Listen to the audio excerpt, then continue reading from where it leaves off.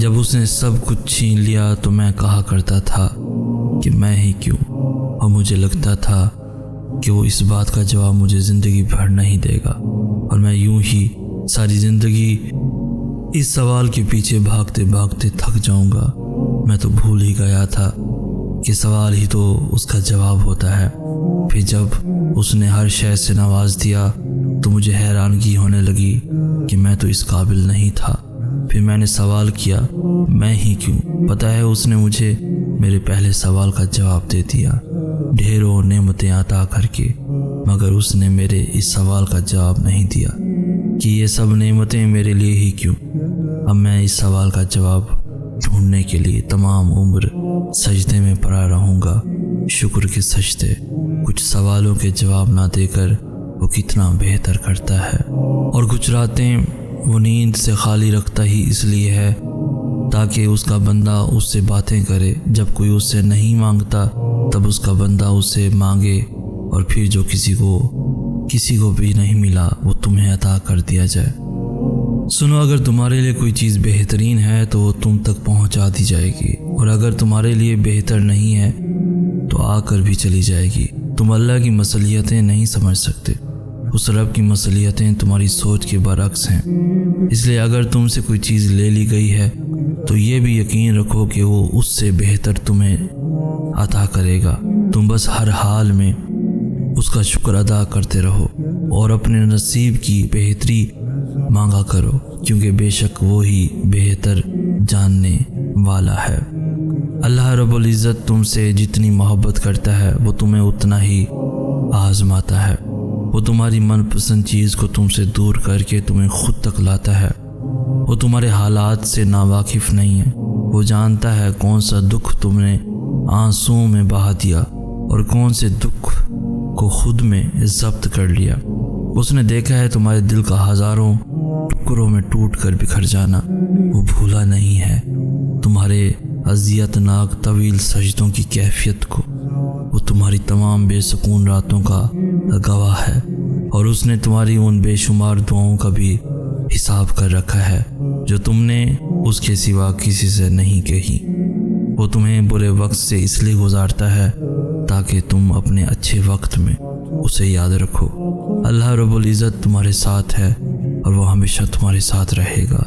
وسیلے وہاں سے نہیں بن سکے جہاں سے تم نے سوچ رکھا تھا، تو یقین رکھو کہ وسیلے اب وہاں سے بنیں گے جہاں سے کوئی بھی تصور نہیں کر سکتا۔ ہر شخص کا اللہ پاک سے الگ رشتہ ہوتا ہے۔ اللہ سے اپنے رشتے کو محسوس کریں، اس پہ یقین رکھیں، اتنا کامل یقین کہ اس سے اپنی ہر بات منوا سکیں۔ یقین کریں اللہ کی محبت کے علاوہ کسی محبت میں سکون نہیں ہے، اس کے علاوہ کوئی اچھا دوست بھی تو نہیں ہے۔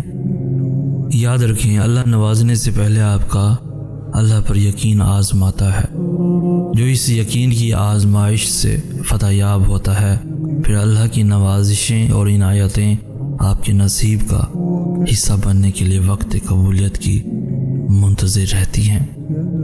اللہ سے مانگتے رہو، کیونکہ جو اللہ سے مانگنا نہیں چھوڑتے، اللہ ان کے لیے ان کی چاہ میں بہتری کی گنجائش نکال دیتا ہے، اور ساری بات بس اللہ کی رضا کی ہی تو ہوتی ہے۔ پھر چیزیں ہوں یا لوگ، کھوئے ہوئے سب واپس مل جاتے ہیں۔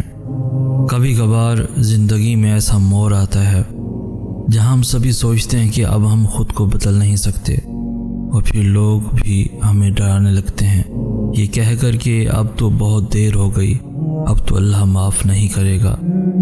حالانکہ اللہ کے ہاں تو کبھی بھی دیر نہیں ہوتی، اور نہ ہی اللہ نے آپ کے واپس پلٹنے کے لیے کسی خاص وقت کی شرط مقرر کی ہے کہ اس وقت پر اگر پہنچ گئے سو پہنچ گئے، اس کے بعد نہیں آ سکتے۔ جب تک آپ کے جسم سے آخری سانس نہیں نکل جاتی تب تک آپ کے پاس اللہ کو منانے کی مہلت ہے، خود کو بدلنے کا موقع ہے۔ اللہ کا دروازہ ہر انسان کے لیے کھلا ہے، تو پھر آپ نے لوگوں کی باتوں میں نہیں آنا۔ جیسے اللہ کا ان کے ساتھ رشتہ ہے، ویسے ہی اللہ کا آپ کے ساتھ بھی رشتہ ہے۔ اللہ جتنا ان کا ہے اتنا ہی آپ کا بھی ہے، اور یہ حق آپ سے کوئی بھی نہیں چھین سکتا۔ اجر و ثواب کے فیصلے اللہ کے ہاں درج کی گئی انسان کی نیتوں پر اور عمل صالح پر ہونے ہیں، لوگوں کے اختیار کردہ مردم شماری کے رجسٹروں پر نہیں کہ کس کو جنت میں رکھا جائے اور کس کو جہنم میں۔ تو پھر لوٹ جائیں اللہ کی طرف اس سے پہلے کہ لوٹائے جائیں، تھام لیں اللہ کے دروازے کو اس سے پہلے کہ یہ بند ہو جائے۔ دعا ان طریقوں سے آپ کی مدد کرتی ہے جو آپ اپنے وہم و گمان میں بھی نہیں سوچ سکتے۔ اس بات سے کوئی فرق نہیں پڑتا کہ آپ کے سامنے کتنی رکاوٹیں کھڑی ہیں، بس آپ نے اتنا یاد رکھنا ہے کہ اللہ ہمیشہ آپ کے ساتھ ہے، اور جب تک اللہ آپ کے ساتھ ہے آپ کوئی بھی جنگ جیت سکتے ہیں۔ تو جب کبھی دل مایوس ہونے لگے تو یاد کرنا جب اللہ نے قرآن میں فرمایا تھا کہ نوح علیہ السلام کے اس وقت کو یاد کرو کہ جب اس نے ہمیں پکارا تو ہم نے اس کی دعا قبول کر لی۔ اور یاد رکھو، قبول نہ ہونے والی دعائیں قبول ہوئی دعاؤں سے بڑا معجزہ ہوتی ہیں، کیونکہ آپ کی کچھ دعائیں آپ کو توڑ دینے والی ہوتی ہیں، اور جب اللہ یہ دیکھتا ہے کہ آپ کی صاف نیت ہے تو اللہ آپ کو ان توڑ دینے والی دعاؤں سے بچا لیتا ہے، ان دعاؤں کے لیے جو آپ کے حق میں بہتر ہوتی ہیں۔ اور یہ سزا نہیں ہے، بلکہ اللہ کو آپ سے اتنی محبت ہے کہ وہ آپ کو غلط کا انتخاب کرنے نہیں دے سکتا، کیونکہ اکثر اوقات ہم خود ہی اپنے دشمن ہوتے ہیں اور اللہ ہمیں ہم سے ہی بچا لیتا ہے۔ ہو سکتا ہے کسی چیز کو آپ برا سمجھو اور وہ آپ کے لیے اچھی ہو، اور کسی چیز کو آپ اچھا سمجھو اور وہ آپ کے لیے بری ہو، آپ نہیں جانتے، لیکن اللہ خوب جانتا ہے۔ اللہ کو منانا تو آسان ہے، لیکن اللہ کی ماننا مشکل کام ہے، اس لیے اللہ کبھی کبھار ہمیں زندگی کے اس موڑ پر لا کھڑا کرتا ہے جہاں ہمارے پاس کوئی بھی آپشن نہیں بچتا، پھر ہمیں اللہ کی ماننی پڑتی ہے۔ اور یہی ہمارے ایمان کا امتحان ہوتا ہے کہ جس چیز کا ہم اللہ سے دعویٰ کرتے ہیں کیا واقعی ہم اس پر پورا بھی اتر سکتے ہیں۔